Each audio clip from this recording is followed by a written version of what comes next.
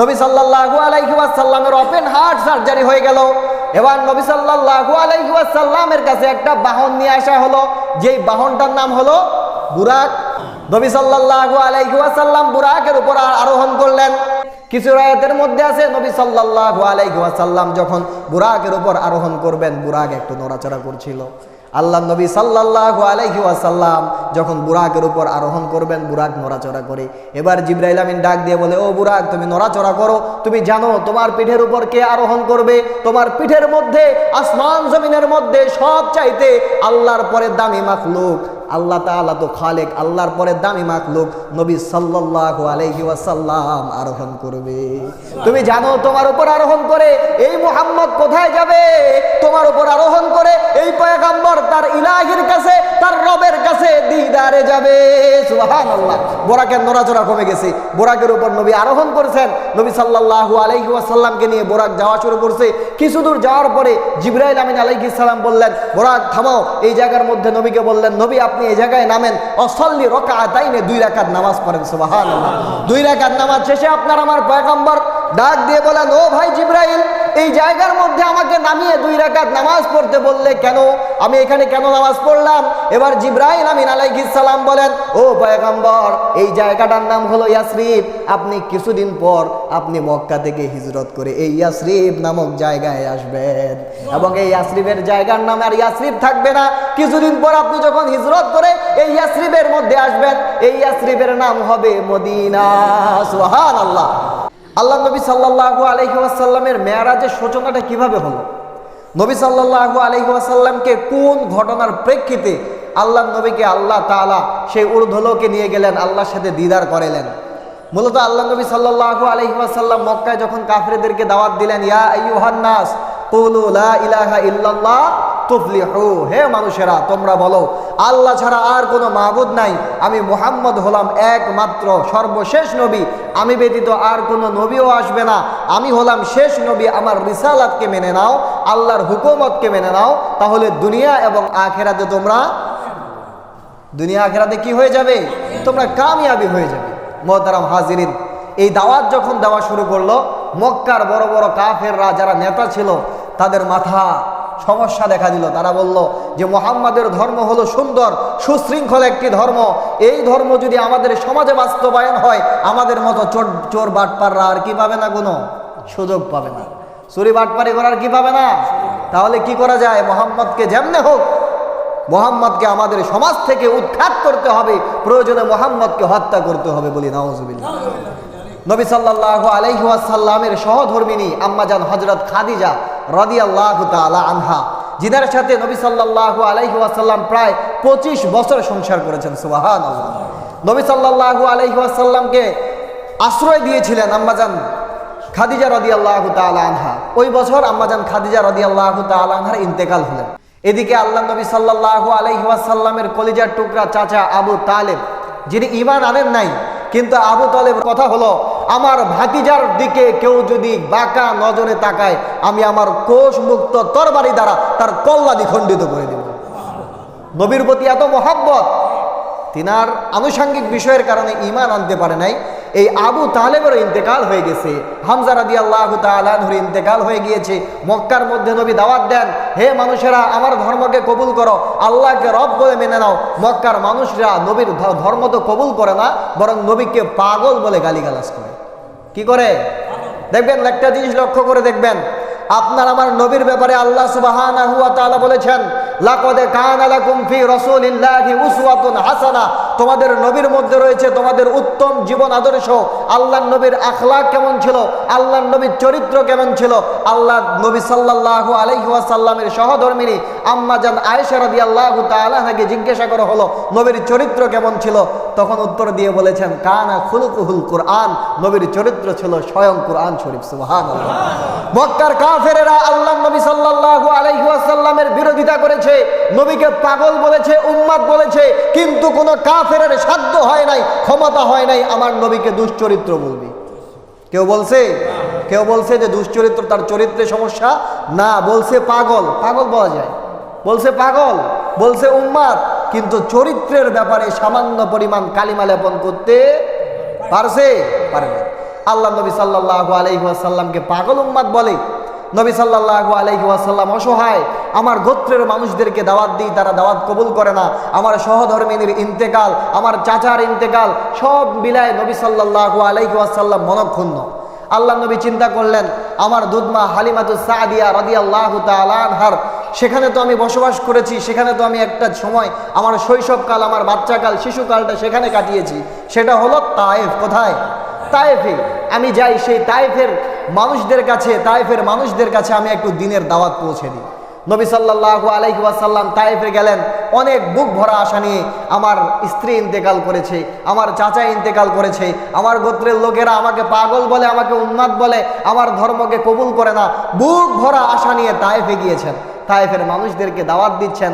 তায়েফের সেই মানুষেরা নবী সাল্লাল্লাহু আলাইহি ওয়াসাল্লামের দাওয়াত তো কবুল করে নাই, বরং রাস্তার ছেড়েছে, ছোট্ট ছেলেদেরকে, যুবকদেরকে লেলিয়ে দিয়েছে যে মুহাম্মদকে পাথর নিক্ষেপ করা। নবী সাল্লাল্লাহু আলাইহি ওয়াসাল্লামকে পাথর নিক্ষেপ করা হয়েছে। নবী সাল্লাল্লাহু আলাইহি ওয়াসাল্লামকে পাথর নিক্ষেপ এত পরিমাণ করা হয়েছে, নবীর সমস্ত শরীর রক্তে রঞ্জিত হয়ে গিয়েছে, জুতা মোবারক রক্তে আটকে গিয়েছে। নবী সাল্লাল্লাহু আলাইহি ওয়াসাল্লাম বুক ভরা কষ্ট নিয়ে তায়েফ থেকে প্রত্যাবর্তন করছেন, ফিরে আসছেন। পথিমধ্যে জিবরাইল আমিন আলাইহিস সালাম বললেন, আসসালামু আলাইকুম ইয়া রাসূলুল্লাহ, তায়েফ বাঁচিয়ে আপনার উপর এত অত্যাচার করেছে, ওগো রাসূল দেখেন আমি মালাকুল জিবালের পাহাড়ের ফেরেশতাকে নিয়ে এসেছি, আপনি শুধু একবার এই পাহাড়ের ফেরেশতাকে হুকুম দেন, আপনি খালি একবার অনুমতি দেন, এই পাহাড়ের ফেরেশতা দুই পাশের পাহাড় দিয়ে তায়েফবাসীকে চাপ দিয়ে ধ্বংস করে দিবে।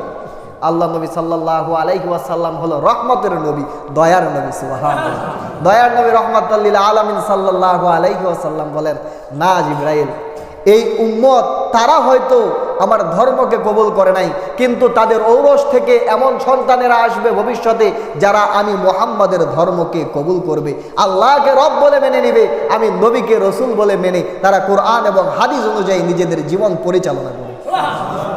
আল্লাহ নবী সাল্লাল্লাহু আলাইহি ওয়াসাল্লাম রঞ্জিত, রক্তে রঞ্জিত একটা শরীর, সব শরীরটা রক্তে একবারে জর্জরিত হয়ে গিয়েছে। এই শরীর নিয়ে তিনি সামনে দেখলেন একটা আঙ্গুরের বাগান। আঙ্গুরের বাগানটা তার, নবী সাল্লাল্লাহু আলাইহি ওয়াসাল্লাম জানতেন না এটা কার আঙ্গুরের বাগান। ওই আঙ্গুরের বাগানটা হলো মক্কার কুখ্যাত কাফের উতবা এবং সাইবার দুজনের যৌথ। মক্কায় কয়েকজন লিডার ছিল, তাদের মধ্যে অন্যতম হলো উতবা, সাইবা, আবু জাহেল, আবুল আহাব। উতবা, সাইবা, আবু জাহেল, আবুল আহাব, এই চারজন হলো মক্কার মূল লিডার। এই লিডারদের একটা বাগান, কিসের বাগান? আঙ্গুরের বাগান। যেমন দেখেন যারা শহরে থাকে তারা গ্রামের মধ্যে একটা সুন্দর দোতলা ডুপ্লেক্স বাড়ি করে, মাঝে মাঝে শহর থেকে বেরিয়ে নিরিবিলি একটা পরিবেশে তারা রিল্যাক্স করতে আসে, তাই না? তো আল্লাহ নবী সাল্লাল্লাহু আলাইহি ওয়াসাল্লাম আঙ্গুরের বাগানে প্রবেশ করলেন, ঘটনাক্রমে উতবা, সাইবা ওই বাগানে উপস্থিত। সুবহানাল্লাহ। তারপর আপনারা একটা লক্ষ্য করে দেখবেন যে আপনি আমি একটা গ্রামে বসবাস করি, একজনের সাথে আমার শত্রুতা, ঢাকায় আমি অবস্থান করি, সেখানে চাকরি করি, হঠাৎ করে আমি দেখলাম আমার ওই শত্রুটা ঢাকায় অসহায় হয়ে আছে, আপনার মনের মধ্যে দয়া আসবে না? আল্লাহ তাআলা উতবা এবং সাইবার মনের মধ্যে দয়া সৃষ্টি করে দিলেন। সুবহানাল্লাহ। উতবা, সাইবা তাদের গোলামকে, যে গোলামের নাম ছিল আদ্দাস, আদ্দাস তখন ঈমান আনে নাই, আদ্দাসকে বলল, আদ্দাস ওই যে একজন পথিক, দেখো কি অসহায়, তার শরীরটা রক্তে রঞ্জিত হয়ে গিয়েছে, এই খাবারগুলো, আঙ্গুরগুলো তাকে দাও, সে তাকে এগুলো খেতে বলো। সুবহানাল্লাহ। আদ্দাস আঙ্গুর নিয়ে নবী সাল্লাল্লাহু আলাইহি ওয়াসাল্লামের কাছে গেলেন, বললেন, হে পথিক, নবীকে তো চিনে না, বললেন, হে পথিক, আপনি তো রক্তে রঞ্জিত হয়ে গিয়েছেন, আমার মালিক আপনাকে এই আঙ্গুরগুলো খেতে দিয়েছে, আপনি খান। নবী সাল্লাল্লাহু আলাইহি ওয়াসাল্লাম আঙ্গুরটা হাতে নিয়ে বিসমিল্লাহির রহমানির রহিম বলে মুখে দিলেন। সুবহানাল্লাহ। আদ্দাস দেখে বলেন, হে পথিক, তুমি খাওয়ার শুরুতে এটা কি বললে, তুমি কার নাম নিলে? এবার নবী সাল্লাল্লাহু আলাইহি ওয়াসাল্লাম বলেন, আমি এমন রবের নাম নিয়েছি, খাবার খাওয়ার শুরুতে ওই রবের নাম নিলে আল্লাহ তাআলা খাবারের মধ্যে বরকত দিয়ে দেয়, সেই রবের নাম নিয়েছি। ও আদ্দাস, নবী সাল্লাল্লাহু আলাইহি ওয়াসাল্লাম জিজ্ঞাসা করে, তোমার নাম কি? এবার ওই গোলাম উত্তর দিয়ে বলে, হে পথিক, আমার নাম হলো আদ্দাস। নবী সাল্লাল্লাহু আলাইহি ওয়াসাল্লাম জিজ্ঞাসা করলেন, আদ্দাস তোমার বাড়ি কোথায়, তুমি এখানে কোথা থেকে এসেছো? এবার আদ্দাস বলে, ওগো পয়গম্বর, আমার বাড়ি হলো ইরাকের মসুল শহরে। ওই ইরাকের মসুল শহরে একটা গ্রাম আছে নিনেওয়া, ওই নিনেওয়া গ্রামের আমি বাসিন্দা, সেখান থেকে গোলাম হয়ে আমি আঙ্গুরের বাগানে কর্মচারী কাজ করছি। এবার নবী সাল্লাল্লাহু আলাইহি ওয়াসাল্লাম বলেন, ও আদ্দাস, তুমি তাহলে আমার ভাই ইউনুস আলাইহিস সালামের এলাকার লোক নাকি? সুবহানাল্লাহ। ইউনুস আলাইহিস সালামের বাড়ি হলো ইরাকের মসুল শহরের নিনেওয়া নামক জায়গায়। এখন মনে করেন একটা অচেনা লোক, আপনি ঢাকায়, আপনি তার সাথে সাক্ষাৎ, তাকে কোনোদিন দেখেন নাই, চিনেন নাই, আপনার এলাকায় বলতেছে, এই তুমি কি তাহলে জোট সহদায় থাকো, ওখানকার চেয়ারম্যান অমুক না? তাহলে আপনি বলবেন, ওই কিরে আমার চেয়ারম্যানকে চিনে, ওখানকার মেম্বার অমুক না? তাহলে মনে করবেন কি নিশ্চয়ই সে অনেক কিছু জানে, তার সাথে কথা বলবেন। এবার বললেন, আপনি ওই পয়গম্বরকে কিভাবে চিনেন? নবী সাল্লাল্লাহু আলাইহি ওয়াসাল্লাম বলেন, আল আম্বিয়া ওয়া আখুল আম্বিয়া, নবীরা হলেন পরস্পর ভাই। সুবহানাল্লাহ। আমার ভাই ইউনুস আলাইহিস সালাম ওই ইরাকের মসুল শহরের নিনওয়া নামক জায়গায় এসেছে, যেই গ্রামে তোমার বাড়ি। সুবহানাল্লাহ। এবার আদ্দাস রহমাতুল্লাহি আলাইহি রাদিয়াল্লাহু তাআলা আনহু আর দেরি করেন নাই, বলেন, ও পয়গম্বর, দেন দেন দেন, আপনার হাতটা বাড়ায় দেন, আমি কালিমা পড়ে মুসলমান হয়ে যেতে চাই। আদ্দাস রাদিয়াল্লাহু তাআলা আনহু, আদ্দাস থেকে আদ্দাস রাদিয়াল্লাহু তাআলা আনহু হয়ে গেলেন। এবার নবী সাল্লাল্লাহু আলাইহি ওয়াসাল্লাম ওই আঙ্গুরের বাগান থেকে নাখলা নামক জায়গায় চলে গেলেন, সেখানে আর থাকলেন না। নাখলা নামক জায়গায় 3 দিন অবস্থান করলেন। কয়দিন বলেন তো? 3 দিন অবস্থান করার পরে কোনো পরিবর্তন নাই। নবী তো বুক ভরা আশা নিয়ে এসেছিল কোথায়? তায়েফে। কোথায়? তায়েফে। তায়েফবাসী কি দাওয়াত কবুল করছে? আমরা একটা গজল জানি না, তায়েফেতে গেলেন নবী ইসলাম প্রচার করিতে, তায়েফবাসী মারলো পাথর নূর নবীজির শরীরে। নবী সাল্লাল্লাহু আলাইহি ওয়াসাল্লামের দাওয়াত কবুল করলো না। নাখলা নামক জায়গায় 3 দিন অবস্থান করার পরে আপনার আমার নবী সাল্লাল্লাহু আলাইহি ওয়াসাল্লাম ফজরের ওয়াক্তে নামাজ পড়লেন। নবী সাল্লাল্লাহু আলাইহি ওয়াসাল্লাম হলেন ইমাম, আর মুক্তাদি হলো নবী সাল্লাল্লাহু আলাইহি ওয়াসাল্লামের পালক পুত্র যায়েদ ইবনে হারিস রাদিয়াল্লাহু তাআলা। সুবহানাল্লাহ। নবী সাল্লাল্লাহু আলাইহি ওয়াসাল্লাম কোরআন তেলাওয়াত করে দিয়েছে। এদিকে আজীব একটা কিসসা ঘটনা ঘটে গেছে। নবী সাল্লাল্লাহু আলাইহি ওয়াসাল্লাম যেই জায়গায় দাঁড়ায় নামাজ পড়ছিলেন, এমন তো অবস্থায় ওই জায়গা থেকে জিনদের একটা জামাত অতিক্রম করছিল। সুবহানাল্লাহ।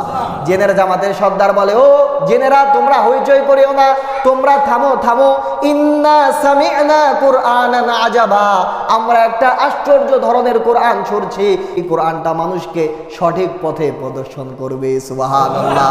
জিনরা বলল, জিনরা যখন নবী সাল্লাল্লাহু আলাইহি ওয়াসাল্লামের কোরআন তেলাওয়াত শুনলো, ওই জিনেরা নবী সাল্লাল্লাহু আলাইহি ওয়াসাল্লামের কাছে ঈমান কবুল করে তারা মুসলমান হয়ে গেল।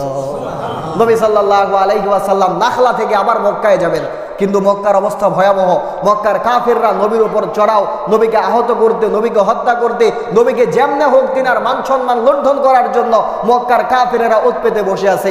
যায়েদ ইবনে হারিসা রাদিয়াল্লাহু তাআলা আনহু বলেন, ইয়া রাসূলুল্লাহ, আপনি যে মক্কায় যাবেন, আপনার একটা নিরাপত্তার দরকার আছে, আপনার একটা প্রোটোকলের দরকার আছে, নিরাপত্তা ছাড়া যাওয়া যাবে না। নবী সাল্লাল্লাহু আলাইহি ওয়াসাল্লাম মক্কার একজন বড় কাফের, বড় লিডারের কাছে দূত পাঠাইলেন, সংবাদ পাঠাইলেন। তেনার নাম হচ্ছে ইবনে সুরাই। ইবনে সুরাইয়ের কাছে পাঠাইলেন যে আপনি আমাকে আমান দেন, আমি কিছুদিন মক্কায় থাকতে চাই। ইবনে সুরাই বলেন যে, হে পয়গম্বর মুহাম্মদ, আমি যে তোমাকে নিরাপত্তা দিব, বড় বড় কাফের মুশরিকরা তো তোমার বিরুদ্ধে, আমার পক্ষে তোমাকে নিরাপত্তা দেওয়া কিনা সম্ভব না। নবী সাল্লাল্লাহু আলাইহি ওয়াসাল্লাম হতাশ হয়ে গেলেন। নবী সাল্লাল্লাহু আলাইহি ওয়াসাল্লাম আবার কয়েকজনকার কাছে পাঠাইলেন, কেউ নিরাপত্তা দিতে সম্মতি জানায় না, কারণ নিরাপত্তা দিবে কিভাবে? বড় বড় লিডাররাই তো নবীর উপর খেপা। নবী সাল্লাল্লাহু আলাইহি ওয়াসাল্লামকে সর্বশেষ মুতঈম ইবনে আদি সর্বশেষ নবী সাল্লাল্লাহু আলাইহি ওয়াসাল্লামকে নিরাপত্তা দিতে তিনি সম্মতি জানালেন। নবী সাল্লাল্লাহু আলাইহি ওয়াসাল্লামের কাছে মুতঈম ইবনে আদি, তার সন্তান হলো 4 জন। 4 জন সন্তানের হাতে উন্মুক্ত তলোয়ার দিয়ে বলেছে, মুহাম্মদ সাল্লাল্লাহু আলাইহি ওয়াসাল্লাম, তার মাঝে আমাদের মাঝে ধর্মের ভেদাভেদ থাকতে পারে, কিন্তু এই জামানার মধ্যে মুহাম্মদকে কোনোদিন খারাপ কোনো কাজ করতে আমরা দেখি নাই, মুহাম্মদকে আমরা দুনিয়ার মধ্যে কোনোদিন কোনো অন্যায় করতে দেখি নাই, বরং আমরাই মক্কার কাফেররা মুহাম্মদের নাম দিয়েছিলাম কি? আল আমিন। সুবহানাল্লাহ। আমরাই তো আল আমিন নাম দিয়েছি, সুতরাং মুহাম্মদকে নিরাপত্তা দেওয়া এটা আমার দায়িত্ব। হে আমার সন্তানেরা, বাইরের কারোর দরকার নাই, তোমাদেরকে 4টা তরবারি দিলাম, 4 জন তরবারি নিয়ে যাও। মুহাম্মদের উপর কেউ আক্রমণ করতে চাইলে, কেউ বাঁকা চোখে তাকাইলে তাদের কল্লাটা তোমরা দ্বিখণ্ডিত করে দিবে। সুবহানাল্লাহ। কাফের কিন্তু নবীর প্রতি মুহাব্বত সৃষ্টি করে দিয়েছেন কে? আল্লাহ সুবহানাহু ওয়া তাআলা। এবার মুতিম ইবনে আদি তার 4 সন্তান সহ নবী সাল্লাল্লাহু আলাইহি ওয়াসাল্লামকে মক্কায় নিয়ে গেলেন। নবী সাল্লাল্লাহু আলাইহি ওয়াসাল্লামের ঘরে নবী সাল্লাল্লাহু আলাইহি ওয়াসাল্লাম বললেন, হে মুহাম্মদ, আপনি এখানে রাত্রি যাপন করুন, আমার 4 জন সন্তান আপনাকে পাহারা দিবে, কোনো কাফের আপনার উপর হামলা করতে পারবে না। দেখেন, একটা হলো হামলা, প্রকাশ্যে হামলা। প্রকাশ্যে হামলা হইলে প্রকাশ্যভাবে সেটার কি করা যায়, সেটার মোকাবেলা করা যায়। কিন্তু গুপ্তচর যদি হামলা করে তখন তো সমস্যা হয়ে যাবে। আল্লাহ তাআলা জিবরাইল আমিনকে বললেন, ও জিবরাইল, যাও যাও, আমার পয়গম্বরকে বলো তার ঘরে থাকা তার জন্য সেফ না। আপনি আপনার পয়গম্বরকে বলে দেন, আমার পয়গম্বর যেন তার চাচাতো বোন জামাইয়ের বাড়িতে যায় থাকে। সুবহানাল্লাহ। উম্মে হানির ঘরে আপনার আমার নবী সাল্লাল্লাহু আলাইহি ওয়াসাল্লাম, দো জাহানের বাদশা পয়গম্বরে আরবি সাল্লাল্লাহু আলাইহি ওয়াসাল্লাম ঘুমন্ত। এমন তো অবস্থার মধ্যে দেখেন, আল্লাহ নবী সাল্লাল্লাহু আলাইহি ওয়াসাল্লামের স্ত্রী দুনিয়াতে নাই, যে স্ত্রীর সাথে দীর্ঘদিন নবী সাল্লাল্লাহু আলাইহি ওয়াসাল্লাম সংসার করেছেন। নবী সাল্লাল্লাহু আলাইহি ওয়াসাল্লামকে মক্কার মধ্যে নিরাপত্তা দেনেওয়ালা নবীর চাচাও নাই। নবী সাল্লাল্লাহু আলাইহি ওয়াসাল্লাম নিজ গোত্রের মানুষদেরকে দাওয়াত দিয়েছেন, ওই মানুষেরাও নবীর দাওয়াত কবুল করে নাই, বরং নবীকে অপবাদ দিয়েছে, পাগল বলেছে। নবী সাল্লাল্লাহু আলাইহি ওয়াসাল্লাম বুক ভরা আশা নিয়ে নিজের সেই শৈশবের জায়গা তয়েফে গিয়েছেন মানুষদেরকে দাওয়াত দিতে। ওই তয়েফবাসীরাও নবীর উপর আক্রমণ করেছে। নবী সব দিক থেকে কষ্টে ব্যথায় জর্জরিত।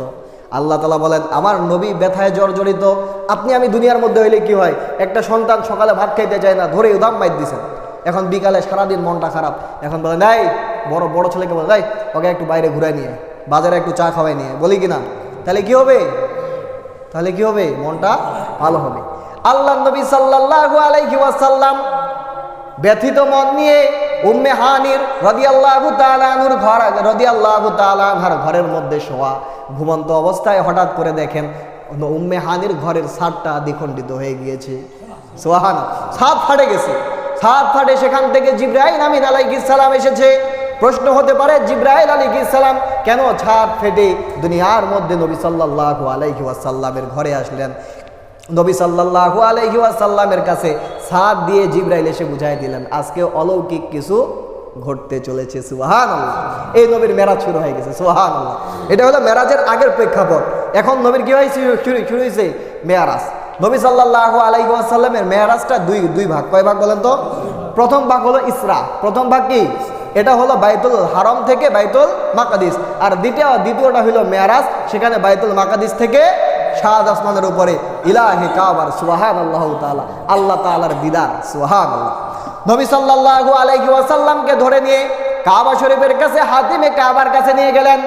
হাতিমে কাবার কাছে নিয়ে নবী সাল্লাল্লাহু আলাইহি ওয়াসাল্লামকে জিবরাইল আমিন আলাইহিস সালাম শুয়ে দিলেন, তিনার বুকটা বিদীর্ণ করে দিলেন।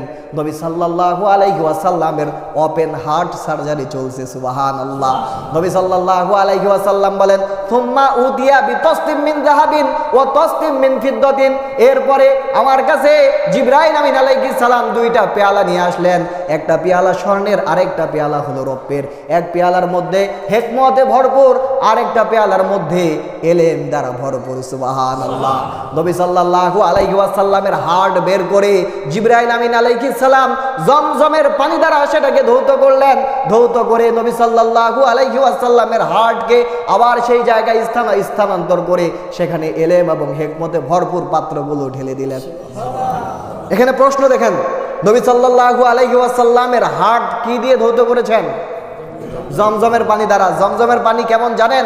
নবী বলেন, জমজমের পানি ফিহি তা'মুন ওয়া ফিহি শারাবুন। যদি কোনো ব্যক্তি, ক্ষুধার্ত ব্যক্তি জমজমের পানি পান করে, তার ক্ষুধাও নিবারণ হবে, তার তৃষ্ণাও নিবারণ হবে। সুবহানাল্লাহ।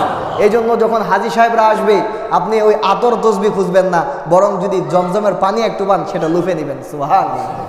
নবী সাল্লাল্লাহু আলাইহি ওয়াসাল্লামের ওপেন হার্ট সার্জারি হয়ে গেল।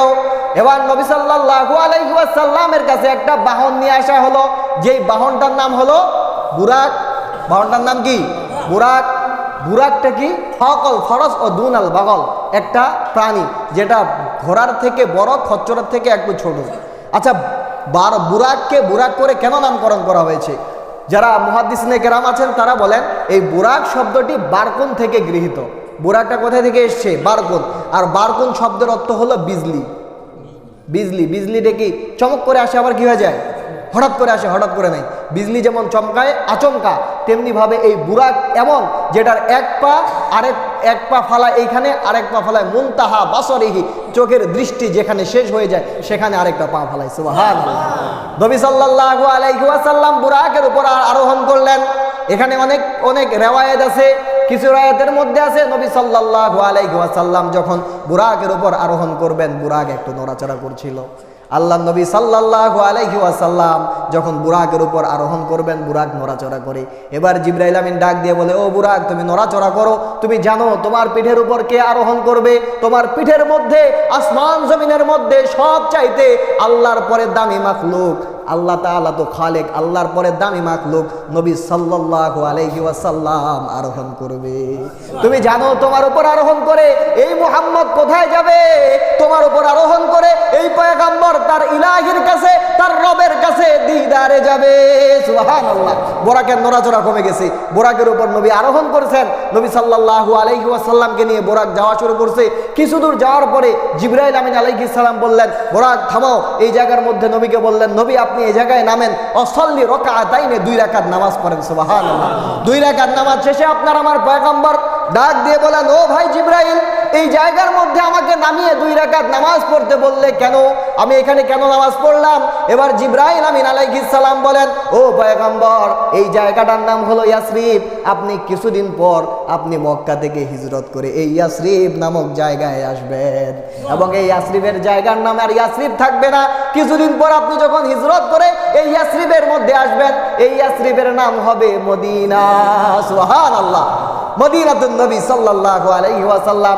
নবী সাল্লাল্লাহু আলাইহি ওয়াসাল্লাম নামাজ পড়ে আবার বুরাকের উপর আরোহণ করলেন। এবার বুরাকে করে যাওয়া শুরু করছে। হঠাৎ করে দেখে রাস্তার মধ্যে দাঁড়িয়ে একটা বৃদ্ধ ডাক দিয়ে বলে, ও মুহাম্মদ একটু দাঁড়াও, ও মুহাম্মদ একটু দাঁড়াও। এবার জিবরাইল আমিনকে মুহাম্মদ সাল্লাল্লাহু আলাইহি ওয়াসাল্লাম বলে, ও ভাই জিবরাইল, এটা যে বৃদ্ধ মানুষ, দেখে মায়া লাগছে, কে সে? আমাকে একটু বলো, বুরাকটা একটু থামাও, আমি তার জন্য একটু দাঁড়ায় যাই। সুবহানাল্লাহ। এবার জিবরাইল আমিন বলে, ও মুহাম্মদ, আপনাকে এখানে দাঁড়াতে হবে না, কেননা ওই বৃদ্ধের বেশ নিয়ে এসেছে, এটা হলো শয়তান। এটা আপনি আল্লাহর সাথে যাবেন, আপনার রবের সাথে আপনি দিদারে যাবেন, এটা তার সহ্য হয় না। আপনাকে বাধা দেওয়ার জন্য শয়তান জানে আপনার মনটা হলো নরম, আপনি হলেন রহমাতাল লিল আলামিন। নরম মনকে কাজে লাগানোর জন্য দুর্বল বৃদ্ধের রূপ নিয়ে আপনার সামনে এসেছে। সুবহানাল্লাহ। শয়তান আসবে, ভালো কাজে কে আসবে? শয়তান আসবে। কখনো দুর্বলের রূপ নিয়ে আসবে, কখনো সৌন্দর্যের রূপ নিয়ে আসবে। আপনাকে ভালো কাজে বাধা দেওয়াটাই তার কাজ। বাধা দেওয়াটাই কার কাজ? হঠাৎ করে আপনি নামাজের জন্য প্রস্তুত নিয়েছেন, সবকিছুই ঠিকঠাক, বাড়ি থেকে বের হয়ে আসবেন, হঠাৎ করে দেখবেন আপনার সন্তানটা কান্না শুরু করছে। বউ বলতেছে, স্বামী একটু দাঁড়ান, একটু পরে যান, বাচ্চাটা খুব কান্না করতেছে। তার মানে আটকাইলো কে? কে আটকাইলো? শয়তান।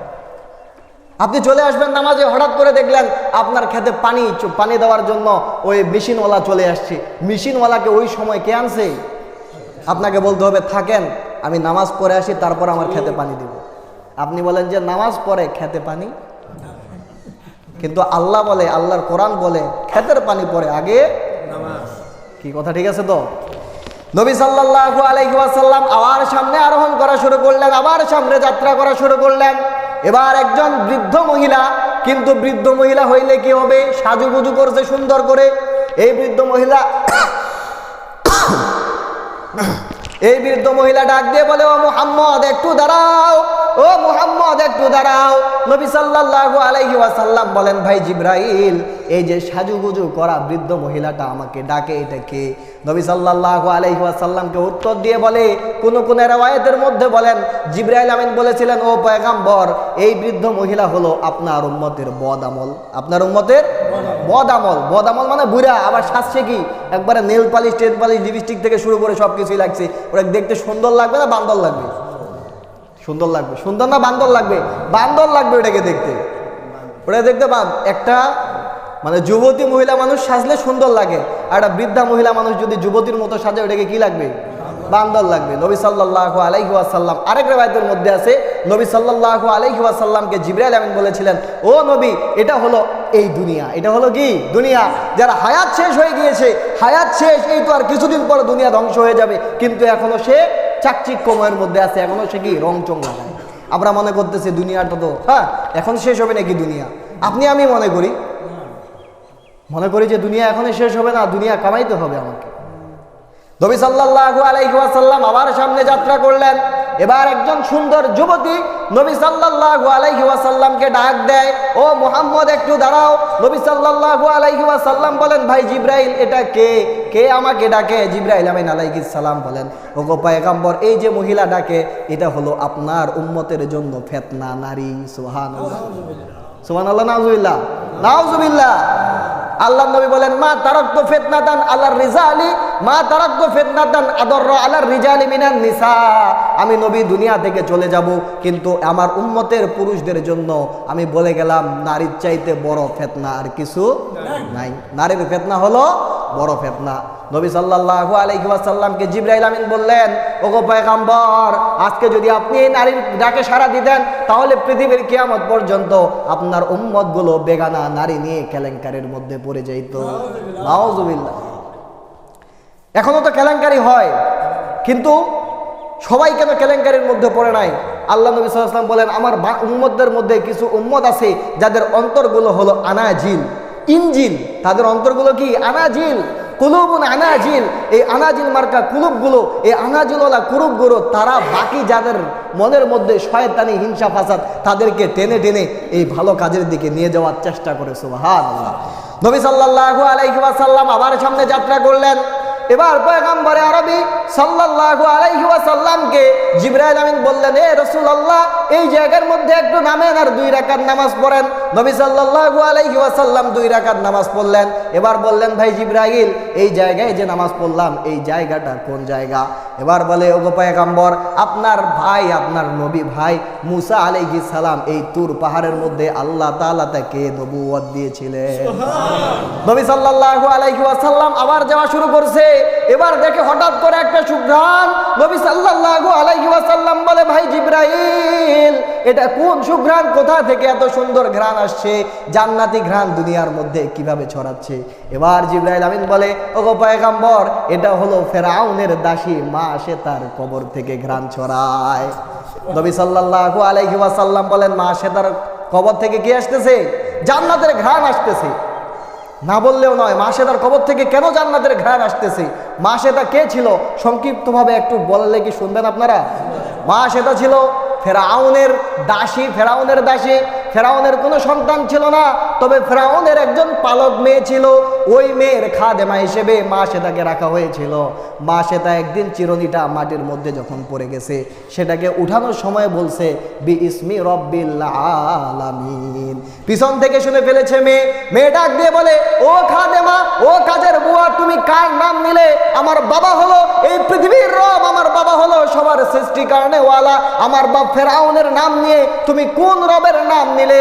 এবার মা সেটা বলে, তোমার বাবা আসলে কোনো রব না, তোমার বাবার রব তোমার রব, আমার রব আল্লাহ তাআলার নাম আমি নিয়েছি।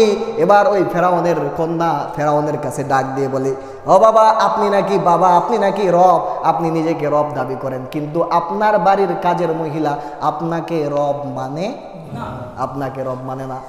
ডাক দিছে, আইয়া রব্বিন আখবারতি। ফেরাউন ডাক দিয়ে বলে, ও মা সেটা, আইয়া রব্বিন আখবারতি, আমার সন্তানকে তুমি কোন রবের খবর দিয়েছো? এবার ওই মা সেটা তার ঈমানের জোশ বেড়ে গেছে, ডাক দিয়ে বলে, রব্বি ও রব্বুকি ও রব্বু আবাই ও রব্বুল আলামিন, আল্লাহ তাআলার সংবাদ দিয়েছি। ফেরাউন ডাক দিয়ে বলে, মা সেটা, তুমি কি আমাকে রব বলে মানো না? মা সেটা বলে, কখনোই না, তুমি রব হতে পারো না। এবার ফেরাউন বলে, তোমার অবস্থা কিন্তু ভয়াবহ হবে। আনো চুলা জ্বালাও, চুলার মধ্যে ডেক দাও, ওই ডেকের মধ্যে গরম তেল ঢালো। তেল ঢালা হয়েছে। তেলটা যখন টকবক টকবক করে, ওই মা সেটার কোল থেকে তার 2 বছরের সন্তানকে ওই জ্বলন্ত তেলের মধ্যে ফালাই দিছে। তেলের মধ্যে যখন ফালাই দিছে, সন্তানের রূহটা আসমানে যায়। আর ডাক দিয়ে বলে, উম্মি উম্মি লা তাখাফ, আম্মা তুমি ভয় পাইও না। ফেরাউনের অবস্থা দেখে তুমি ভয় পাইও না। ওয়ালা তাহজান, আমি তোমার কলিজার টুকরা সন্তান বিদায় নিয়ে চলে যাচ্ছি, তুমি ব্যথিত হইও না। সানাজমাউ ফিল জান্নাতি ইনশাআল্লাহ, আর অচিরেই আমরা জান্নাতের মধ্যে একত্রিত হব। সুবহানাল্লাহ। এবার ফেরাউন বলে, তুমি এখনো সময় আছে, মা সেটা আমাকে রব বলে মেনে নাও। মা সেটা বলে, না না, তোমাকে রব বলে মানতে পারি না। এবার মা শ্বেতাকের আরেকটা সন্তান আছে 8 বা 7 বছরের, ওই সন্তানকেও ফালাই দিছে। ওই সন্তানের রূহটা আসমানে ওঠে আর বলে উম্মি উম্মি লা তাখাফ সানাজমাউ ফিল জান্নাতি ইনশাআল্লাহ। এবার মা শ্বেতা আসমানের দিকে 2টা হাত বাড়াই দিছে আর ঠোঁটগুলো একটু নড়াচড়া করে। এবার ফেরাউন বলে কিরে ভয় পাইছস মনে হয়, আমাকে এখনো সুযোগ আছে, রব বলে মেনে নাও। মা শ্বেতা বলে না না, তোমাকে রব বলে মানতে পারি না। এবার ফেরাউন বলে তুমি আমাকে রব বলে মানতে পারো না, তাহলে তোমার হাত উপরে উঠায়, তোমার ঠোঁটগুলা নাড়ায়, তোমার চোখ দিয়ে পানি পড়ে কেন? এবার মা শ্বেতা বলে আমি আমার রবের দিকে হাত উঠায় বলি আল্লাহ, আমার সন্তান, আমার 2 সন্তান দুনিয়া থেকে চলে গেছে, আল্লাহ আমার সন্তান চলে যাক, আমার জান চলে যাক, আমি মা শ্বেতাকে মেরে ফেলুক, কেটে ফেলুক, আমি মা শ্বেতাকে হত্যা করুক, আল্লাহ আমি ফেরাউনকে রাজি নারাজ করতে পারি, কিন্তু আল্লাহ আমি তোমাকে নারাজ করতে পারি না। আল্লাহ ফেরাউন নারাজ হয়ে আমাকে হত্যা করুক, কিন্তু তুমি সাক্ষী থাকো আমি মা শ্বেতার উপর তুমি নারাজ হইও না। সুবহানাল্লাহ। এই মা শ্বেতার ঈমান এত তাজা ছিল, যেই কারণে নবী যখন মেরাজের রাতে যখন বাইতুল মাকদাসে সফর করেন, তখন তার কবর থেকে জান্নাতের সুঘ্রাণ নবীর নাকের মধ্যে গেছে। সুবহানাল্লাহ। ওই ঘ্রাণটা এখনো কিয়ামত পর্যন্ত আছে, আল্লাহ ওয়ালা যারা হবে তাদের নাকে এখনো ওই ঘ্রাণ পৌঁছবে ইনশাআল্লাহ। নবী সাল্লাল্লাহু আলাইহি ওয়াসাল্লাম বাইতুল মাকদিসে গিয়ে পৌঁছলেন। বাইতুল মাকদিসে গিয়ে নবী সাল্লাল্লাহু আলাইহি ওয়াসাল্লামকে জিবরাইল আমিন বললেন, হে নবী আপনার বুরাককে এই জায়গার মধ্যে বাঁধেন, একটা হালকার মধ্যে বাঁধেন। নবী সাল্লাল্লাহু আলাইহি ওয়াসাল্লাম বলেন বুরাককে বাঁধার কি দরকার, বুরাক তো এমনিই থাকবে। নবী সাল্লাল্লাহু আলাইহি ওয়াসাল্লামকে জিবরাইল বলে ও মুহাম্মদ সাল্লাল্লাহু আলাইহি ওয়াসাল্লাম, ইতিপূর্বে যত নবী এসেছিল সবাই তাদের বাহনগুলোকে এই হালকার মধ্যে বেঁধেছে। সুবহানাল্লাহ। সুতরাং এটা একটা নিয়ম, এটা একটা সুন্নাত, আপনি আদায় করেন। নবী সাল্লাল্লাহু আলাইহি ওয়াসাল্লাম ওই বাহনটা সেই জায়গার মধ্যে বেঁধে বাইতুল মাকদিসে প্রবেশ করবেন। দেখেন হঠাৎ করে বাইতুল মাকদিস পুরাটাই ভর্তি, লোক দিয়ে ভর্তি। বাইতুল মাকদিস জায়গা ভর্তি, কোনো জায়গা খালি নাই, শুধুমাত্র ইমামতির জায়গাটা খালি। সুবহানাল্লাহ বলবেন না? এবার জিবরাইল আমিন আলাইহিস সালাম বলে এই যে এখানে বসে এখানে মুসল্লি যারা আছে, সব মুসল্লিগুলো সাধারণ কেউ না, এরা দুনিয়ার মধ্যে কেউ নবী হয়ে কেউ রাসূল হয়ে এসেছিলেন। সুবহানাল্লাহ। ও মুহাম্মদ আপনি যান ইমামতির জায়গায়, আপনার ইমামতিতে আজকে 2 রাকাত তাহাজ্জুদের নামাজ পড়া হবে। সুবহানাল্লাহ। নবী সাল্লাল্লাহু আলাইহি ওয়াসাল্লাম সামনে আসে 2 রাকাত নামাজ পড়াইলেন, যেই কারণে আপনার আমার নবীর নাম হলো ইমামুল আম্বিয়া। আপনার আমার নবী শুধু ইমাম না, পৃথিবীর মধ্যে যত নবী আছে সকল নবীদের, আওয়াজটা আমাদের আসতে হইতেছে কেন, সকল নবীদের ইমাম আপনার আমার নবী সাল্লাল্লাহু আলাইহি ওয়াসাল্লাম। নবী সাল্লাল্লাহু আলাইহি ওয়াসাল্লাম নামাজ পড়াইলেন। নামাজ পড়ানোর পরে নবী সাল্লাল্লাহু আলাইহি ওয়াসাল্লামের কাছে 2টা পেয়ালা দেওয়া হইল, একটাতে মদ আর একটাতে দুধ। আল্লাহ নবী সাল্লাল্লাহু আলাইহি ওয়াসাল্লাম দুধের পেয়ালাটা কবুল করলেন। আল্লাহ নবী সাল্লাল্লাহু আলাইহি ওয়াসাল্লামকে জিবরাইল আমিন বললেন আপনি ফিতরতকে কবুল করেছেন, আপনি যদি আজকে শরাবকে কবুল করতেন তাহলে কিয়ামত পর্যন্ত আপনার উম্মতি সবাই মদখোর হতো, সবাই মদখোর হইতো, মদ খাইতো। আল্লাহ নবী সাল্লাল্লাহু আলাইহি ওয়াসাল্লামকে নিয়ে 7 আসমানে এখন আগমন হবে। এখন তো আজকে সময় নেই, ইনশাআল্লাহ এটা আগামী জুম্মায় আলোচনা। তাহলে এখান থেকে আমরা কি বুঝলাম? দুনিয়ার প্রেমে পড়া যাবে, শয়তানের ডাকে সাড়া দেওয়া যাবে, আল্লাহর প্রতি ঈমান আনলে আল্লাহ তাআলা মর্তবা বাড়ায় দেয় নাকি দেয় না? মা শ্বেতার কবর থেকে জান্নাতের ঘ্রাণ আসছে, আপনি আমি যদি আজকে আল্লাহর রাস্তায় চলতে পারি, আপনার আমার কবর থেকে জান্নাতের ঘ্রাণ আসবে কি না? সুতরাং আল্লাহর রাস্তায় চলতে হবে না নাই? আল্লাহ তাআলা আমাদের সবাইকে তৌফিক দান করুক। সকলে বলি আল্লাহুম্মা আমিন। ওয়া আখির দাওয়ানা আনিল হামদুলিল্লাহি রাব্বিল আলামিন।